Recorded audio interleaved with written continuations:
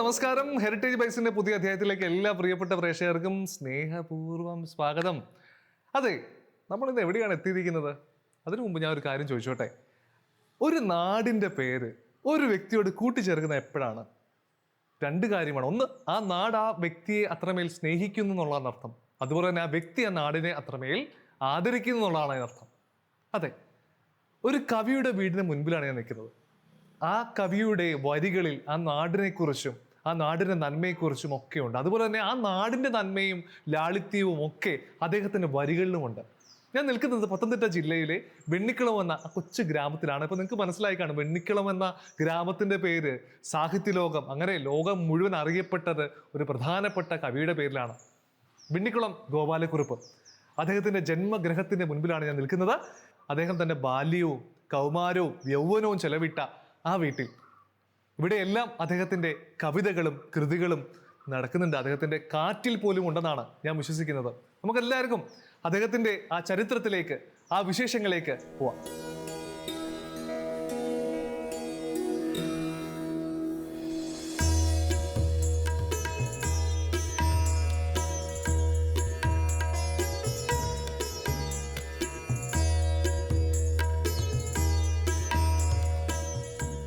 കേരളത്തൂമൊഴി എന്നു കേട്ടാൽ മതി, കോരിത്തരിപ്പിൻ്റെ കൊയ്ത്തുകാലം. ഓജസ്സിൻ കാതലെ നിന്നെയോർക്കുമ്പോഴേക്കോരോ ഹൃദയവും ഓടിയൂടം. വെണ്ണിക്കുളത്തിൻ്റെ ജനനം 1902 മെയ് മാസം 10 ഈ ഭവനത്തിലായിരുന്നു. ജനനം. ബാല്യകാലം ചെലവഴിച്ചത് ഈ ഭവനത്തിലായിരുന്നു. അതിനുശേഷം അദ്ദേഹത്തിൻ്റെ വിദ്യാഭ്യാസ കാലഘട്ടം പ്രൈമറി സ്കൂളിൽ പഠിച്ചിരുന്നത് ഇവിടെയാണ്. അതിനുശേഷം 7ാം ക്ലാസ് പാസ്സായി. 7ാം ക്ലാസ് പാസ്സായതിനു ശേഷം പ്രൈമറി സ്കൂളിൽ അധ്യാപകനായി കയറി എന്ന് ഞാൻ പറയുന്ന കാര്യങ്ങളൊക്കെ അദ്ദേഹം തന്നെ ആത്മരേഖയിൽ കുറിച്ചിട്ടുള്ള കാര്യങ്ങളാണ്. പ്രൈമറി സ്കൂളിൽ അധ്യാപകനായി ജോലിയിൽ പ്രവേശിക്കുകയും തുടർന്ന് പ്രൈവറ്റായി മലയാളം വിദ്വാൻ പരീക്ഷ പാസ്സാകുകയും മദ്രാസ് സർവകലാശാലയിൽ നിന്ന് വിദ്വാൻ ബിരുദവും നേടിയിട്ടുള്ളതായി ഇട്ടാണ് അദ്ദേഹം തന്നെ രേഖപ്പെടുത്തിയിട്ടുള്ളത്. തുടർന്ന് വെണ്ണിക്കുളം സ്കൂളിൽ അധ്യാപകനായി കുറച്ചു കാലം സേവനമനുഷ്ഠിച്ചു. മാനുസ്ക്രിപ്റ്റ് ലൈബ്രറി ജോലിയായി തിരുവനന്തപുരത്തിന് പോവുകയും തിരുവനന്തപുരത്ത് സ്ഥിരതാമസമാവുകയും ചെയ്തു. അതായിരുന്നു അദ്ദേഹത്തിൻ്റെ ബാല്യകാലം മുതൽ ഔദ്യോഗിക ഘട്ടം വരെയുള്ള ഒരു കാലഘട്ടം. 1980 ആഗസ്റ്റ് 29 അദ്ദേഹം ദിവംഗതനായി.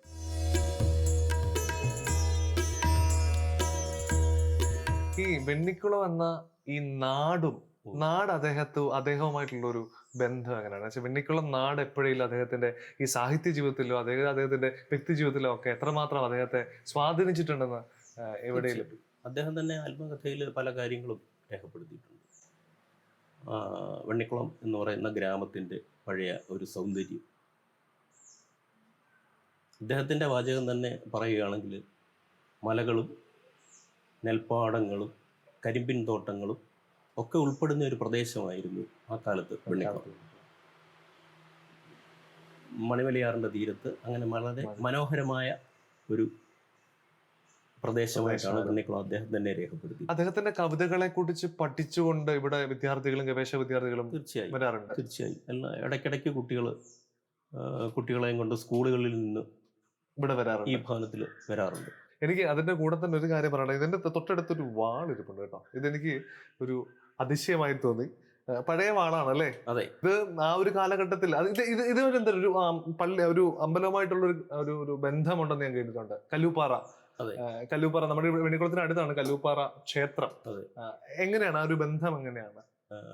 കല്ലൂപ്പാറ ദേവീക്ഷേത്രത്തിലെ ആറാട്ടിന് മുൻപിൽ ഈ കുടുംബത്തിലെ കാരണവരായിട്ടുള്ള ആള് ഈ വാളും പരിചയമായി എത്തി. അതിന് ആറാട്ടിന് അകമ്പടി സേവിക്കുന്ന ഒരു കാര്യം, ആറാട്ടിന് അകമ്പടി സേവിക്കാൻ വേണ്ടി ഉള്ള ഒരു വാളായിട്ടാണ് ഇത് ഈ കുടുംബത്തിൽ. ഒരുപക്ഷെ നമുക്ക് സതീഷേട്ടനോട് തോന്നുന്ന ഏറ്റവും വലിയൊരു എന്താ പറയാ, നമുക്കൊരു ആദരവിന്റെ ഒരു വലിയൊരു ഭാഗം നൽകേണ്ടത് ഈ ഒരു വീട്, ഈ വീടിനോട് ചേർന്ന് തന്നെയാണ് അദ്ദേഹം, ഈ വീട്ടിൽ തന്നെയാണ് അദ്ദേഹം ജീവിക്കുന്നത്. പൊന്നു പോലെയാണെങ്കിൽ ഈ ജന്മഗ്രഹത്തെ കൊണ്ടു നടക്കുന്നത്, അദ്ദേഹത്തിന്റെ കൃതികളെ കൊണ്ടു നടക്കുന്നത്, അദ്ദേഹം ഉപയോഗിച്ച ഓരോ വസ്തുക്കളെയും കൊണ്ട് നടക്കുന്നത്.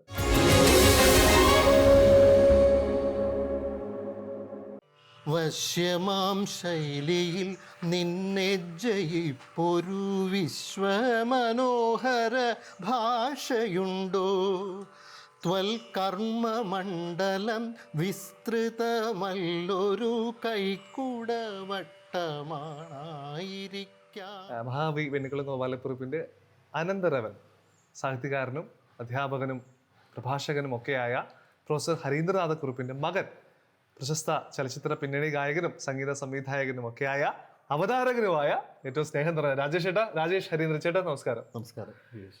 അദ്ദേഹത്തിന്റെ കവിതകളെ കുറിച്ചും ഒക്കെ ചേട്ടന് തോന്നിയിട്ടുള്ള ഒരു ഒരു പ്രത്യേകത മാത്രമല്ല, ചേട്ടന്റെ അച്ഛനാണ് അദ്ദേഹത്തിന്റെ മരണശേഷം അദ്ദേഹത്തിനെ പല കാര്യങ്ങളിൽ അദ്ദേഹത്തെ പുറം ലോകം അറിയിക്കാനായിട്ട്, പ്രത്യേകിച്ച് സാഹിത്യ ലോകത്തിന് അല്ലെങ്കിൽ നമ്മുടെ ഈ മലയാള സാഹിത്യ ലോകത്തേക്ക് കൂടുതൽ അദ്ദേഹത്തെ എത്തിക്കാനായിട്ട് ശ്രമിച്ച വ്യക്തിയാണ് പ്രൊഫസർ ഹരീന്ദ്രനാഥക്കുറുപ്പ്. അപ്പൊ അദ്ദേഹത്തിന്റെ സംഭാവനയും ചേട്ടന് തോന്നിയിട്ടുള്ള ഒരു അനുഭവം? ഞാൻ അദ്ദേഹത്തെ ഒരിക്കൽ 1-2 പ്രാവശ്യമാണ് കണ്ടിരിക്കുന്നത്. അത് അച്ഛൻ്റെ കൂടെ തിരുവനന്തപുരത്ത് പോയപ്പോൾ അദ്ദേഹത്തിൻ്റെ വഴുതയ്ക്കാട്ടുള്ള സുപ്രകാശ് എന്നുള്ള വീട്ടിൽ, സുപ്രകാശ് ആ വീട്ടിൽ വെച്ചാണ് അദ്ദേഹത്തെ കണ്ടിരിക്കുന്നത്. പിന്നെ അന്ന് കുട്ടിക്കാലത്ത് സ്കൂളിൽ അദ്ദേഹത്തിൻ്റെ കവിതകൾ പഠിക്കാനുണ്ടായിരുന്നു. അപ്പോൾ കദളീവനം എന്നുള്ള സമാഹാരത്തിലെ കവിതയൊക്കെ, അപ്പോൾ അതൊക്കെ കാണുമ്പോഴും വായിക്കുമ്പോഴും ഒക്കെ എന്തോ ഒരു അഭിമാനം തോന്നുമായിരുന്നു. അച്ഛൻ്റെ അമ്മാവൻ എഴുതിയ കവിതയാണ്, അത് പഠിക്കാൻ നമുക്കൊരു ഭാഗ്യം കിട്ടുന്നു എന്നുള്ളത്. അങ്ങനെ ഒരു വളരെ അഭിമാനം തോന്നിയ നിമിഷങ്ങൾ ഉണ്ടായിരുന്നു. തീർച്ചയായിട്ടും എന്നെ ഏറെ സ്ട്രൈക്ക് ചെയ്തിട്ടുള്ള, സ്വാധീനിച്ചിട്ടുള്ളൊരു കാര്യം അദ്ദേഹത്തിൻ്റെ കവിതകളിലെ ഒരു ലളിതമായൊരു ശൈലി, അതാണ് ഏറ്റവും കൂടുതൽ സ്വാധീനിച്ചിട്ടുള്ളത്. അദ്ദേഹം മരിച്ചിട്ടിപ്പോൾ 4 പതിറ്റാണ്ടുകൾ കഴിഞ്ഞിരിക്കുന്നു. എന്നിട്ടും ആ കവിതകളൊക്കെ ഇപ്പോഴും മലയാളികളുടെ മനസ്സിൽ അതേ നിറവോടുകൂടെ തന്നെ നിൽക്കുന്നത് മിക്കവാറും ആ ഒരു ലാളിത്യം കൊണ്ട് തന്നെ ആവാം. വന്ദനം വന്ദനം പാർമെത്തും ദ്രാവിഡ നന്ദിനിയായി വളർന്ന ഭാഷേ. വന്ദനം വന്ദനം ചിത്തം കവർന്നിടും ചന്ദനാമോദം കലർന്ന ഭാഷേ. ജീവന്നു നൂതനോന്മേഷം പകർന്നിടും ദേവഭാഷാമൃതം ചേർന്ന ഭാഷേ. നിൻമുലപ്പാലിൻ്റെ വീര്യമുൾക്കൊണ്ടതൻ ജന്മജന്മാന്തര പുണ്യമല്ലേ.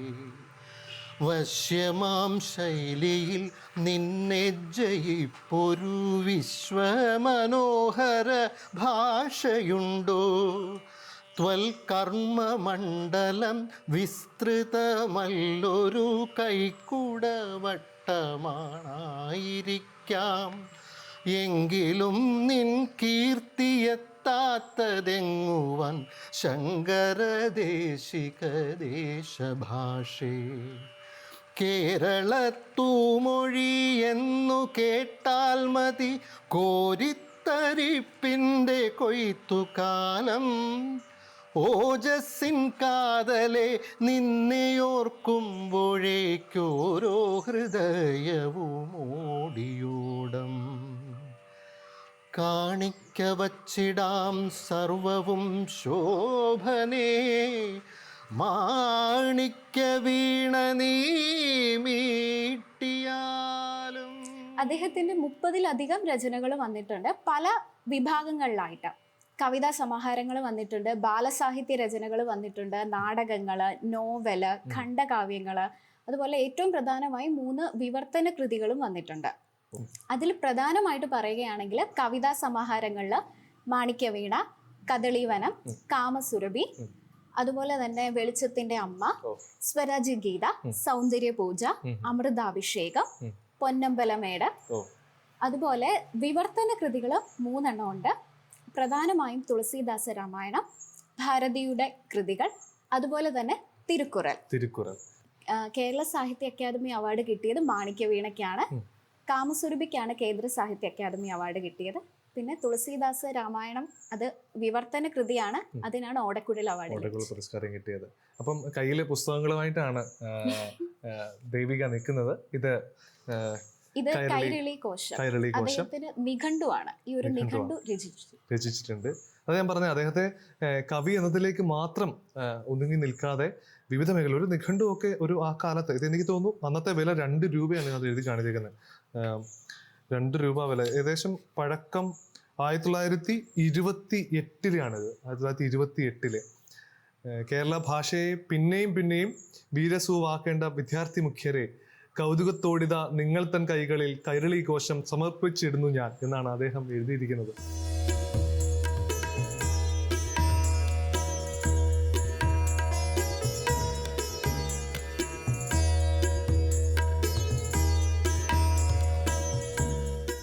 ഹെറിറ്റേജ് ബൈറ്റ്സിൽ നമ്മൾ കണ്ടത് മഹാകവി വെണ്ണിക്കുളം ഗോപാലക്കുറുപ്പിന്റെ ജന്മഗ്രഹവും അദ്ദേഹത്തിന്റെ ആ സാഹിത്യ മേഖല അദ്ദേഹം നൽകിയ സംഭാവനയാണ്. കവി എന്നതിലുപരി അദ്ദേഹം കവി എന്നതുപോലെ തന്നെ അദ്ദേഹം സാഹിത്യ രംഗത്ത് വിവിധ മേഖലകളിൽ നൽകിയ സംഭാവനകൾ നമ്മൾ കാണുകയുണ്ടായല്ലേ.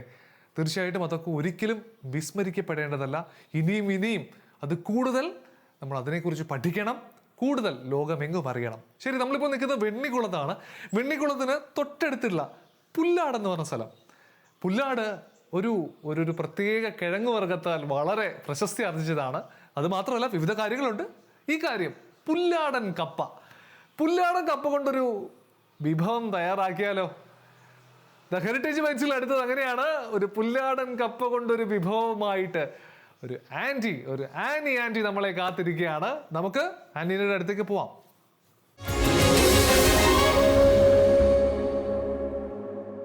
അങ്ങനെ ദ ഹെറിറ്റേജ് ബൈറ്റ്സ് നമ്മളിപ്പോൾ നിൽക്കുന്നത് നമ്മുടെ ആന്റിയുടെ, ഞാൻ പറഞ്ഞില്ലേ, നമ്മുടെ ആന്റിയുടെ അടുക്കളയിലാണ്. പുല്ലാട്. അപ്പം ആന്റി എന്താണ് നമുക്കിന്ന് ഉണ്ടാക്കി തരാൻ പോണത്? ഞാൻ സ്പെഷ്യൽ പുല്ലാടൻ കപ്പ, ഞാൻ തന്നെ കൃഷി ചെയ്ത് പറിച്ച പുല്ലാടൻ കപ്പ പുഴുങ്ങിയിട്ട് ഒരു ബോണ്ട ഉണ്ടാക്കി തരാൻ പോവാ. കപ്പ ബോണ്ട. ഞാൻ അതിനു മുമ്പ് പ്രേക്ഷകരോട് പുല്ലാടൻ കപ്പയെ കുറിച്ച്, ഇവിടുത്തെ മണ്ണിൽ പ്രത്യേകമായിട്ട് വിളയുന്ന, അപ്പോൾ അതിന് മറ്റൊരു സ്വാദാണ് ഇതിന് ഉണ്ടാവുക.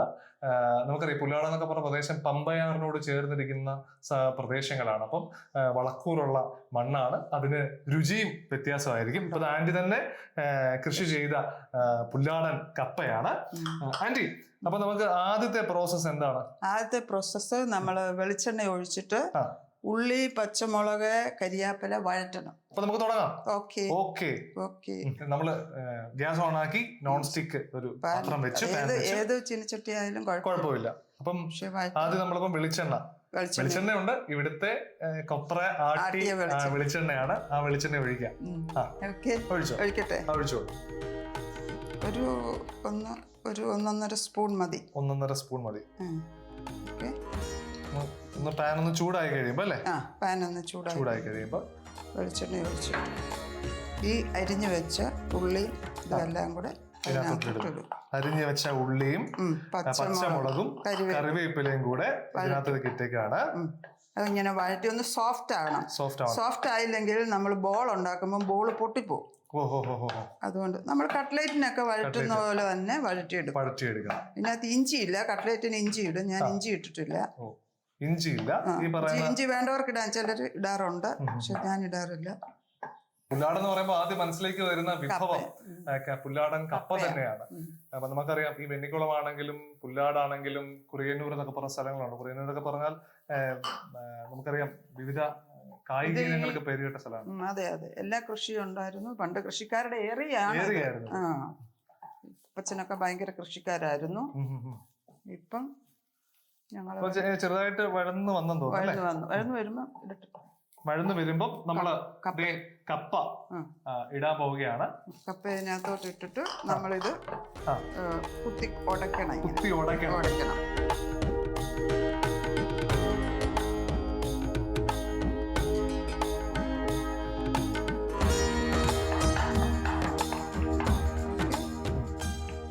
അപ്പൊ ഇത്രയും മതി. ഇത്രയും മതി. ഏകദേശം ആയിട്ടുണ്ട്. നമ്മൾ കൈയിട്ട് ഒന്നുകൂടെ ചെയ്യണം. അപ്പൊ ഇച്ചിരി ചൂടാണ്. ഓഫ് ചെയ്യാം.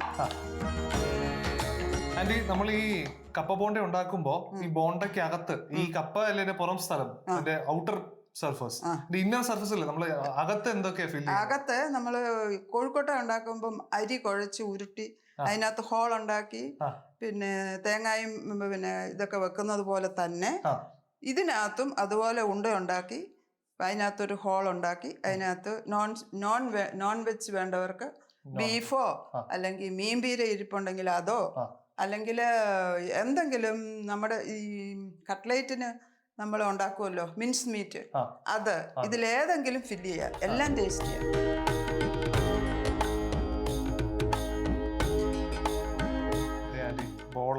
നല്ല ബോളാക്കണം. ഇതുണ്ട് ഇതുപോലത്തെ നാരുണ്ടെങ്കിൽ നമ്മൾ കപ്പയിൽ നേരെ എടുത്ത് നല്ല ഇത് പ്രോബ്ലം ഉണ്ടാക്കും. ഇതുകൊണ്ട് ഇതുപോലത്തെ ബോൾ ഉണ്ടാക്കി എന്നിട്ട് ഇതുപോലെ ഇങ്ങനെയൊക്കെ ഈ കോഴിക്കോട്ടേക്ക് നമ്മൾ ഇങ്ങനെ ചെയ്യത്തില്ലേ അതുപോലെ തന്നെ ഉണ്ടാക്കിയിട്ട് നമുക്ക് ബീഫ് ഫില്ല് ചെയ്യാൻ ഉദ്ദേശിക്കുന്നെങ്കിൽ ഒരു കഷ്ണം ഒക്കെ പോകത്തുള്ളൂ കേട്ടോ, കൂടുതൽ വെക്കാനൊക്കത്തില്ല, അത് പൊട്ടിപ്പോയി. ബീഫ് എടുക്കുക, ബീഫ് അതിനകത്തോട്ട് വെച്ചു, അതിനെ അങ്ങ് കവർ ചെയ്തു കവർ ചെയ്യുന്നു. ബോണ്ട് വരും, മുട്ട ഉള്ളതുകൊണ്ട് നല്ല ബോണ്ട് വരും. ഇതൊക്കെ കവർ ചെയ്തു. ഇനി അടുത്തത് നമുക്കിപ്പോൾ ചൂട് കുറഞ്ഞു നമുക്ക് ഇതിനകത്തോട്ട് ചെയ്യാം. ഞാൻ ആന്റിക്ക് ഫില്ല് ചെയ്യുന്ന കൂടുതൽ നമുക്ക് വെക്കാനൊക്കത്തില്ല. എന്നാന്ന് വെച്ചാൽ വലിപ്പം കൂടും, അപ്പൊ കടിച്ച് തിന്നാനൊക്കെ ഒന്നും രണ്ടും പീസൊക്കെ രണ്ടു മൂന്ന് പീസൊക്കെ വെക്കാം.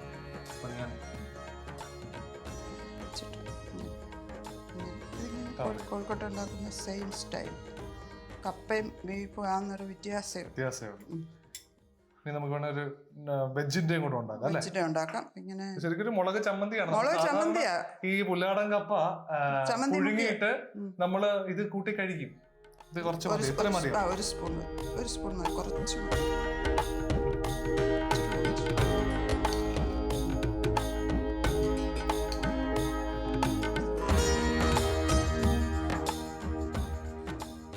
നമ്മൾ രണ്ട് നോൺ വെജ് അകത്ത് മീറ്റ് ഫില്ല് ചെയ്ത കപ്പ ബോണ്ടയും അതുപോലെ വെജ് മുളക് ഫില്ല് ചെയ്ത കപ്പ ബോണ്ടയുണ്ട്. ആന്റി അപ്പൊ നമ്മൾ ഇത് ഇനിയും ഫ്രൈ ചെയ്യാൻ പോവാണ്. അതിനു മുമ്പ് നമുക്ക് എന്തൊക്കെയാണ് ഈ കപ്പ ബോണ്ട മുട്ടയ്ക്കാണോ അല്ലേ? മുട്ട അടിച്ചിട്ട് മുട്ടയെ മുക്കിയിട്ട് ബ്രെഡ് ക്രംസി മുക്കിയിട്ട് ഫ്രൈ ചെയ്യണം. ആ മുട്ട ഒന്ന് കാണിച്ച് നമുക്ക് പ്രേക്ഷകരൊന്ന് കാണിക്കാം. ഞാൻ ബീറ്റ് ചെയ്ത് വെച്ചിരിക്കുവാണ്. ബീറ്റ് ചെയ്ത് വെച്ചിട്ടുണ്ട്. ഇതാണ് മുട്ട ബീറ്റ് ചെയ്ത് വെച്ചേക്കുന്നത്. ഇത് മുട്ട എടുക്കുക, അതിന് വെള്ളയും മഞ്ഞയും രണ്ടും കുഴപ്പമില്ല. ഇതിന് കുഴപ്പമില്ല. പക്ഷെ കട്ട്ലേറ്റ്സ് ഒക്കെ ഉണ്ടാക്കുമ്പോൾ അതിന്റെ കൂടെ ആന്റി എന്തൊരു മുളക് ഇട്ടിട്ടുണ്ട്, കരിവേപ്പില. അതൊരു വേണമെങ്കിൽ ഇട്ടാൽ മതി. അതൊരു എന്താ പറയുന്ന ഒരു ഇതിനു വേണ്ടി മാത്രം ഇടുന്നു. അതിന്റെ കൂടെ ബ്രെഡ് ക്രംസ്, ബ്രെഡ് പൊടിച്ചത്. എത്ര എണ്ണ വേണം? ഏകദേശം ഇതൊന്ന് മുങ്ങി കിടക്കണം അല്ലേ? പകുതി മുങ്ങി കിടന്നാ മതിയോ? ഇച്ചിരി ടേൺ ചെയ്തിടാം. എണ്ണ ചൂടാവുമ്പോ നമുക്കിത് മുക്കിയിടാം. ആദ്യം ഏതാ ഇടണ്ടേ? വെജിറ്റബിൾ. അത് നമുക്ക് വെജിറ്റേറിയൻ തന്നെ ഇടാം അല്ലേ? അത് ഇതിനകത്ത് അത് ആദ്യം ഇങ്ങനെ ഇതുപോലെ ഒന്ന് കാണിച്ചോട്ടെ. ഇങ്ങനെ വെച്ചിട്ട് ഇതുപോലെ തന്നെ ഇതിനകത്തോട്ട് വെച്ച് പൊതിയണം. നന്നായിട്ട് പൊതി, എന്നാലേ അതിനൊരു ക്രിസ്പിനെസ് ഇടുക. രണ്ടാമത്തേത് എടുത്തു, അത് മുട്ടയ്ക്കകത്ത് അതുപോലെ തന്നെ രണ്ടെണ്ണം വെച്ചിട്ടുണ്ട്. ആദ്യം വെജിറ്റബിൾ അത് ആയി വരുന്നുണ്ട്. ഇത് നമുക്കൊരു വൈകുന്നേരത്തെ പലഹാരമായിട്ടാണോ? സഡൻലി ഒരു ഗസ്റ്റ് വന്നു, നമുക്ക് കപ്പ ഫ്രീസറിൽ ഇരിപ്പുണ്ട്, എടുക്കാം, കുടഞ്ഞിടാം, മിനിറ്റ് കൊണ്ട് ചെയ്യാം. അപ്പൊ നമ്മളത് ഒന്ന് തിരിച്ചിടണം അല്ലേ? തിരിച്ചിടും. അടി ബ്രൗൺ ആവുമ്പോ ഒന്ന് തിരിച്ചിടും. നമ്മൾ വെളിച്ചെണ്ണ മാത്രം ഇത് വറക്കാൻ പാടുള്ളൂ, അങ്ങനെ വല്ലതും ഉണ്ടോ? വെളിച്ചെണ്ണ ടേസ്റ്റ്, നാടൻ വെളിച്ചെണ്ണ. ഇപ്പൊ നമ്മുടെ ചിലതൊക്കെ സൺഫ്ലവർ ഓയിൽ കാണാം, കുഴപ്പമൊന്നുമില്ല. കാര്യം നമ്മളിനി പുറത്തെ ആകേണ്ട താമസമുള്ളൂ. കാര്യം അകത്തെല്ലാം ശരിക്കും കുക്ക്ഡാണ്. അകത്തെല്ലാം കുക്ക്ഡാണ്. ഇതൊന്ന് ക്രിസ്പി ആകണം, എന്നാൽ കടിക്കുമ്പോ ഒരു സുഖം കിട്ടണമെങ്കിൽ ഇതൊന്ന് ക്രിസ്പി ആയ നല്ല. എല്ലാ പ്രേക്ഷകർക്കൊക്കെ ഒന്ന് ട്രൈ ചെയ്യണം.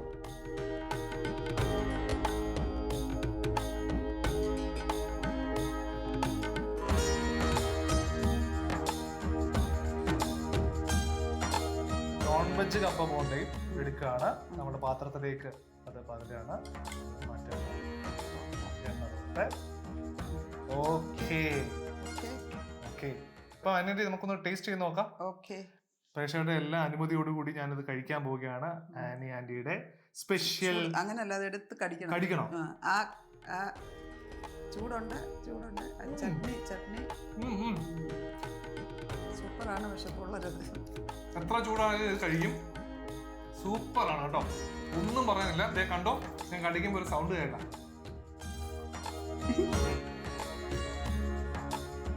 Super super. ഒന്ന് കൈ കൊടുക്കണമെന്നുണ്ട് കേട്ടോ.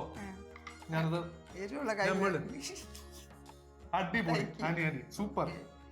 ഇപ്പൊ പ്രേക്ഷകർക്കും ഇത് ട്രൈ ചെയ്യാം. ഇത് വെജാണ്, നോൺ വെജ് ഉണ്ട്. ഞാൻ വെജാ കഴിച്ച്, നോൺ വെജ് നിങ്ങൾക്ക് പിന്നെ കഴിക്കും. അപ്പോൾ ശരി, നമ്മുടെ ഹെറിറ്റേജ് ബൈറ്റ്സിന്റെ ഇന്നത്തെ അധ്യായം ഇവിടെ പൂർണ്ണമാക്കുകയാണ്. നിങ്ങൾക്ക് ഈ സ്വാദുള്ള ചരിത്രവും സ്വാദുള്ള ഭക്ഷണവും ഭക്ഷണം നമുക്ക് ആനി ആന്റി എടുക്കുന്നത്. നമ്മുടെ പ്രിയപ്പെട്ട ആനി ആന്റിയുടെ ഹെറിറ്റേജ് ബൈറ്റ്സിന്റെയും ദൂരദർശന്റെ പ്രേക്ഷകരുടെയും പേരിൽ ഹൃദയം നിറഞ്ഞ നന്ദി നേരുകയാണ്. അപ്പം thank you so much aunty. Thank U.